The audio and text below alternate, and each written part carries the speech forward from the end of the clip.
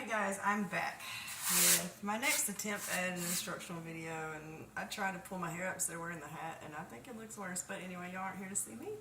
You're here to hopefully learn another acrylic pouring technique. It's just a pre-primed, triple primed canvas. Most of them are. When you buy them in the store, most of them are triple primed already. I was going to try this without a base layer, but I just think that the paint is going to flow much better this way. My bird is going to make her noises, as you guys know. So I'm going to do, I really have 4 projects lined up today. 2 of them are just test projects. Actually, 3 of them are, to see how certain paints work that I haven't tried before. But we're going to start with this one, which I'm doing in a custom array of colors for a unit that, you know, I clean, an Airbnb, and she's got some kind of crazy color, like bright colors, not crazy, bright. And so there's a wall that's blank, and I just want to kind of put something up there for now. So I'm going off of some colors from another picture that she has hanging in there of Broadway in downtown Nashville. She has a lot of the colors, but her accent pillows are this color. Her linens are black and white. White is going to be, normally I do black on a base coat. And if you've seen me before, you're probably like, wait a minute, you're using white. For these 2 that are this size, I'm going to use the white. I don't think I'm going to do a base coat at all on the other 2 projects. In fact, I know I'm not. So I do have silicone in my black because we're going to do a swipe technique on both projects, although both projects will be done differently, and I'm going to make a separate video for the second project, so you don't have to watch them all. So this one is going to be, it's going to be dual, if I can make this sound right or make sense to you. I'm going to do it this way. So what I'll do is I'll put my base coat on, my white, and get that good and covered, and then I will leave a thick band of white in the center of where I don't put color, and I will put my colors on and scrape outwards so that there's kind of like a blank band in the middle, and then we'll just use our own breath to blow out a little bit towards that white so it breaks it up just a little bit. Like I said, it's an experimental thing. I don't even know what we call this. We're just going to call it, I don't know, split personality. How about that? Because I'm going to split this. So here are my colors right quick. I'm using, and these are all pre-mixed with just water. These are just half and half water. The only thing that has silicone is the black, because that's what we're going to scrape with. And I managed to find in my little tool bag a much bigger scraper than what I've been working with, and I'm so happy because this is going to make things go so much better. Ignore the stuff back here because that's for the next project. But I'm using the Aqua Flash. It's a color shift, folk art color shift, and it changes colors. You've probably seen this in a previous one. So I'm using that one. Now the bright pink, the only thing I could find bright enough is, it's a little more pricey, is the Winsor & Newton acrylic. I don't know if you can see that. This is the Opera Rose. Yeah, these are a little more pricey, but look at just the depth of that color. It is so intense. I love it. So we're using that one. This is just a gold metallic, just a regular metallic gold. Once again, that's Crafter's Square. And the metallic corals also Crafter's Square, which is this one. And as is the metallic silver. Sorry, these are all 3 Crafter's Square, so that's what our 3 metallics will be. The black is Prang, and it's mixed with water and a couple drops of silicone, since that's going to be our top. I'll go over the other colors, when we get to that project. So I'm going to put all my paints back here that are already mixed up, just so we have a little bit more space. Oh, and the white is just a Sargent Art acrylic, white and water. So that's that. So we're going to start. And I found that these water bottles are really the best. You can also drill a little hole and make them squirt bottles if you want to. These are just, if you're already drinking water, why not reuse your water bottles? You know what I mean? Like, I get tired throwing away cups and trying to store cups and stack cups, and these will stack neatly without spilling. So we're just going to take our white, and I'm going to use probably about half of this because I need the other half over there. I don't think I need that as much. And as you can see, I am just pouring this on, about half of my bottle. And I have a small spatula that I usually like to use for this part. Now, whether or not I can find it, I don't know, because I see everything but that. Okay, here we go. teeny tiny little spatula, sorry guys, that I use sometimes just to get the color, you know, spread out, but you can also just tilt it. I can always wipe this off. I'm sitting there worried about getting it white when I'm going to use it with black, but you know what? That's what water's for. It's acrylic paint, which is water soluble if it's still wet. So we're just going to get this layer on here. I'm not doing it the neatest probably. I do have a trash bag under my canvas because I don't really have an art space, a dedicated art space in my apartment. Not yet. I plan on fixing my closet up. That way if I can ever get rid of all this liquidated auction stuff that I buy and don't get rid of as easily as I think I can. Okay, so you want to get an even coating, and then you can tilt it just to, you know, get a flat surface. Sorry guys, let me rinse my little scraper right quick so that we don't have white paint on it and we go to use the black. I don't think that it would really hurt because we are using multiple colors, but I would just rather, if I make a mistake, it be my mistake and not because I mixed colors together on accident. Now, I will say this, it's if I can even do it myself. I think I can. It's never good to let your canvas lay in a pool of paint, which it will do, because with acrylic pouring, you're getting a very wet surface. So I'm going to take these little mouthwash cups, whatever, which I actually use for paint a lot. But I'm going to use these. Hold on, let me tilt this bad boy so we don't have any pools or, you know, air bubbles or whatnot.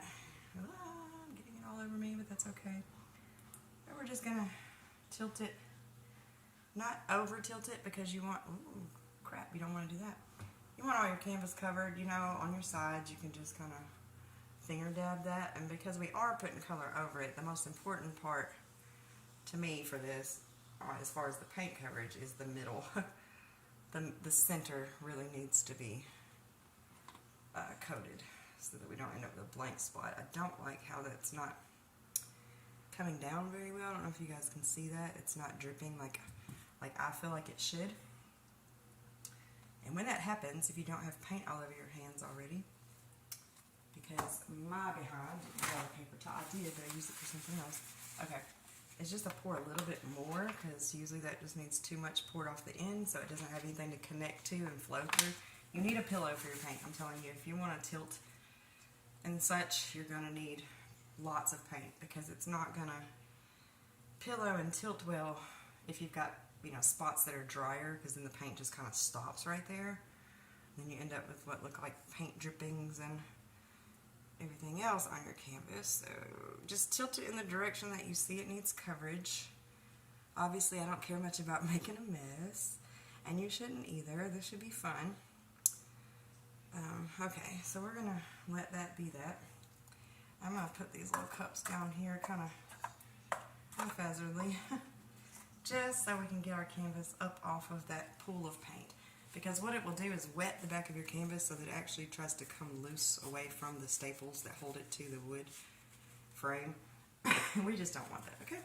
Okay, so now we get on to the fun part, and it's really a lot easier than it looks. As you guys can see, it's just a pool of white paint right now, nothing special. You are going to get messy hands. You know, I put on old clothes, you know, pull your hair up, put on old clothes. Make sure you have plenty of paper towels and a sink nearby. Sorry I keep walking off, guys, but my sink is right behind me, and I don't want to move you guys every time I go to my sink. But hopefully I won't do much more of that. So, here comes the fun, but scary part to me, because this is new to me. I'm going to start with the color that I know I want the most of. Don't ask me what just happened there, except, yeah, don't ask. I don't know. I just blew a paint bubble and it did something weird. But anyway, you're just going to take this, and remember we're leaving that white, you know, area in the center. I'm trying to get a slow pour going. We're just going to do that kind of in both directions. It's okay if it goes off the side, you know. So then after that, you want to throw one of your accent colors in, not one of your main colors. So for me, this will be the gold, I guess, would be next. Okay, and it doesn't have to be perfect. You know, you just basically want to get some color in there. If you do little dots of it, it's fine. I'm going to leave the tops off, and then we're going to come back with another one of the colors that we definitely want in. And going off of her other painting, I know I want some aqua in here. We're just going to pour it. Just, I mean, it doesn't even matter how you layer it. If you guys can see that, it just looks like a river of weirdness right now, which is fine. Then we're going to come back with some silver. And you do kind of want to keep it in this area. You don't want to bring the paint all the way down, because then when you do the swipe, it's going to kind of mute it too much. And then I'm going to put this little accent color, just wherever I think it's needed. I don't really know. I think we did good on the aqua. I really do. Maybe a little more at the bottom. No, actually, sometimes less is more. So when you hear me say a little more, just scream at your screen and tell me, no, no, no, don't do it. But with the pink, I am, just because that is where, you know, we wanted more standing out. I do feel like I've kind of covered up the gold a little bit, and we want a little accent in there that's different. So let's drop a little bit more gold. Okay. You know what? I did again. I told y'all, tell me to stop.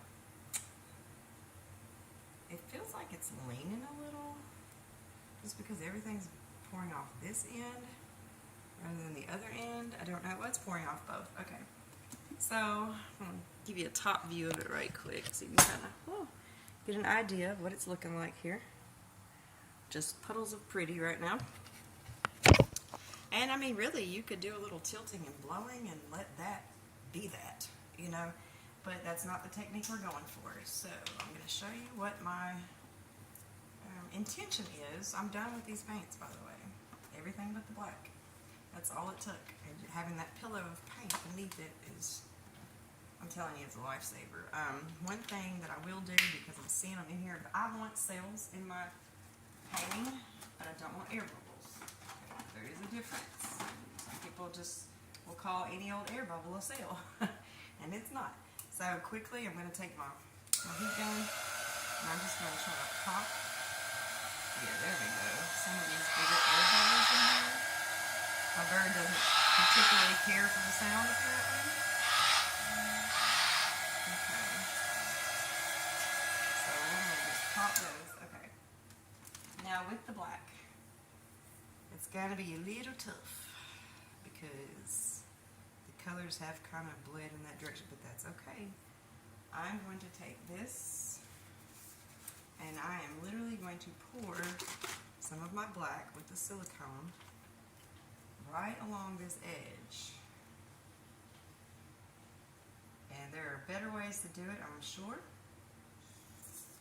And I'm sure some of the pros are out there going, no, what in the world is she doing? But it's okay. I just put the black on the edge. I'm going to put it right here. It's okay if it drips. And we're going to drag it like that. And that was a little more than what I bargained for. But actually, you can just take this black and just pour a line of it right across the top here on both sides. And it doesn't have to be perfect. You want a little bit of it to blow out.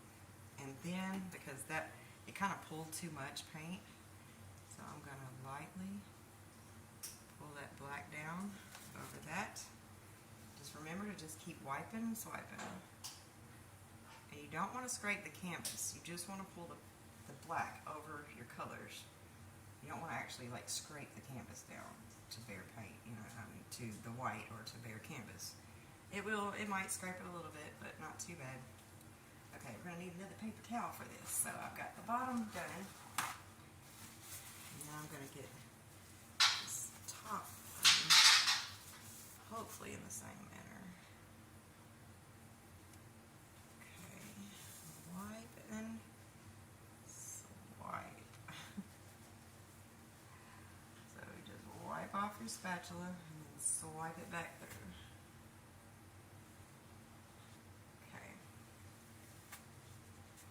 one side has a lot more cells than the other. Maybe it's more black on this end. And with the black having silicone, you really have to be careful with the scrapes, but I will tell you this, you can always come back and add you a little more color if you see, canvas start to show or anything. Just add you a little bit more color wherever you feel like you need it. And then you can take that black and kind of drag it on back through there. It's the silicone in the black that's going to create the cells.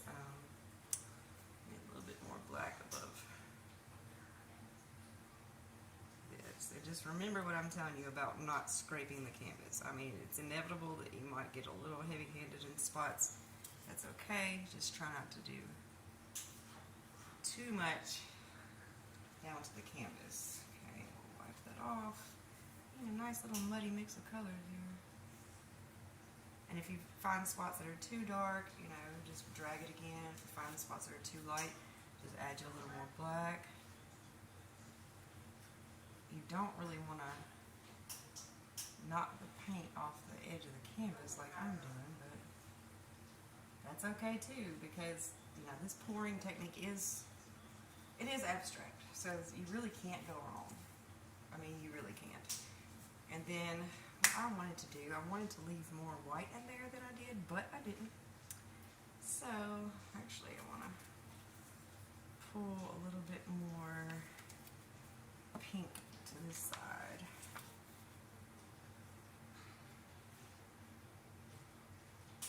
I'll tell you, just go a little line of pink, a lot of green on that side, so put a little bit more over here.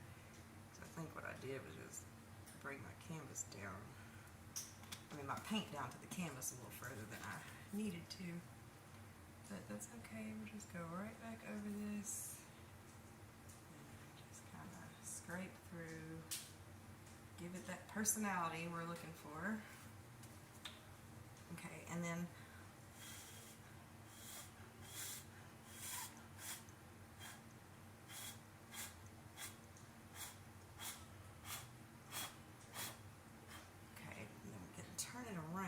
theory, do the same thing and blow out over here.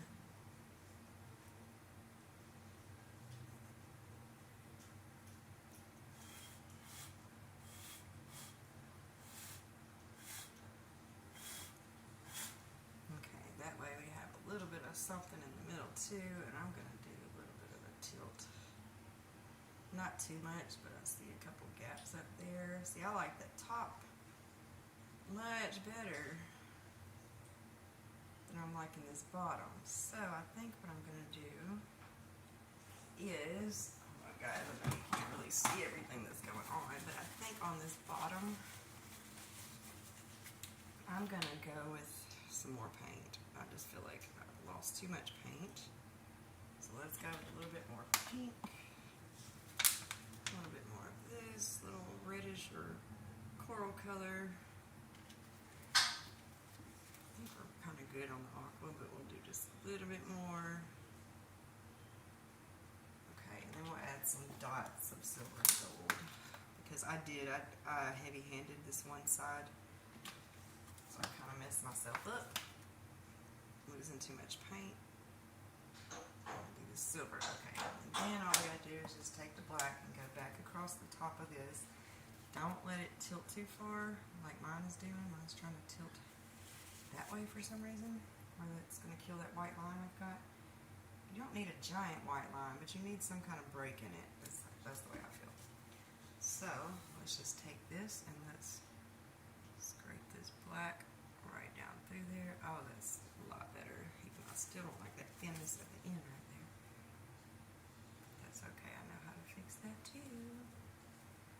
Okay, I'm just want to start where you put your black. Drag down. Try not to let it get in my floor because I put it a little close to the edge and I kind of muddied that, but that's okay. We are going to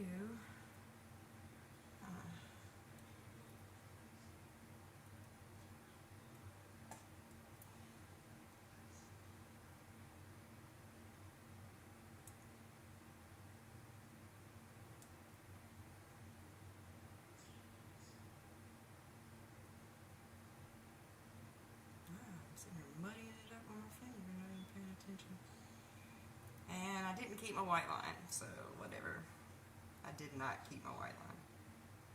I probably could have, and definitely should have, but I didn't. So we're just gonna see what happens here, because the sales I think are gonna be amazing in this, and it's not what I had envisioned, but it might actually turn out even better. So let me fill in these little gaps on the side here so we don't have any, and you can do that with color right from the table as well.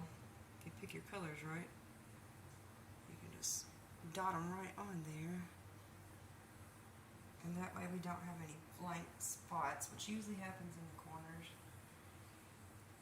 because I was trying to hold that line and not do a complete tilt on it. If I was doing a complete tilt, then we probably wouldn't have any edges to worry about, but because I wasn't doing a complete tilt and I was trying to keep it from over pouring over the side, I ended up losing a little bit, but that's okay. Our sides are done and they look just as artistic as the rest. I'm going to take this heat gun here in just a second and make sure we don't have any air bubbles. I also want to find any empty spots. Let me show you that right quick. Because I use silicone, and I have a tendency to overuse my silicone. So because I use silicone, the paint does separate very strongly in spots. So what we'll do is we'll pick up a swirl of good color that'll go with whatever that area is where you're having issues, and just kind of wipe that right in there. It's not going to hurt anything. You just don't want any, blank spots. So these edges, a lot of times, I'll just set it on there and let it drip so it's got the natural flow like the rest of it, but doesn't leave any bald spots, as I call them. And you want to pick up the color that matches the area where you're seeing something. Like that, I see something in the pink right here, so I'm just going to pick up a little pink. Let's see if I can show y'all any of these spots that I'm referring to. Okay, just hit it. So as you can see, I didn't keep my white line in the center, but it's very interesting. It's very unique, one of a kind. It is her custom colors. It's just something, I don't know if you guys can see any of those bare spots, but like right there, it seems a little bare. It just seems a little thin down to the canvas. So what I'll do is I'll take this, and that's mostly turquoise. I'll pick up some turquoise right here, and I'll just set that right on up there and let it drip over the sides on its own and fill that spot. Saw a couple of places down here at the bottom that had a little less paint than I would have liked, so I'm gonna fill those in at random and allow the paint to just kind of even out as it sits. It'll flatten out. I'm not gonna try to do too much moving or scraping down here. I'll do a little bit just to get those sails back. I just added more paint. Ooh, I got an air bubble. That's okay. I really don't like how that just happened. It didn't swirl or sail. It just kind of sat. So I really don't know what to do about that one, except maybe a little more tilting, just to give it a pattern and not have a spot sitting there that looks like somebody filled it in. And then I'll see a little bitty edge here that I would like to, go back. I want that kind of black swirl in the center. There we go. So what I'm going to do on this edge here, I'm not going to fight it. I'm just going to finger paint it. Let me not say it the way I was going to say it. Okay. So I'm going to take the heat gun to it, which is going to create even more sails and wildness, and might leave a little more bare canvas, but hopefully not too much. I'm going to add some more black paint and water to this so that I can kind of let that silicone die down a little bit so it's not overly strong like that on the next project. But we're about done. I'm going to take the heat gun to it and give you guys a last glimpse of it, and then I will end this video and go to the next one. I love just all the randomness. I love it. I'm sorry. I love it. I love the randomness that comes out of these paintings. You just really never know what you're going to get. And sometimes it's even better than what you thought you were going to get. And I can see from my point of view, where this heat is hitting and where it's doing its tricks at. So you guys might think I'm holding it up too high, or too close, too far away. Too much in one area, but I can see the paint moving from here, so I can kind of get an idea of how it's going to dry, because when the paint starts to move, you have to realize it can continue to move, and then you'll have holes in your painting. And so where I see those problems arising at, I just come back with matching color and I fill the hole. You don't want to get rid of your sails, but if your sails become a blank section of canvas, that's not a sail, that's a bald spot. So I'm just looking out for bald spots right now. Okay, I see a few down here because I did thin out this paint by continuing to tilt it. And that's not a lot of color down there, so I'm going to add some color even though it's not exactly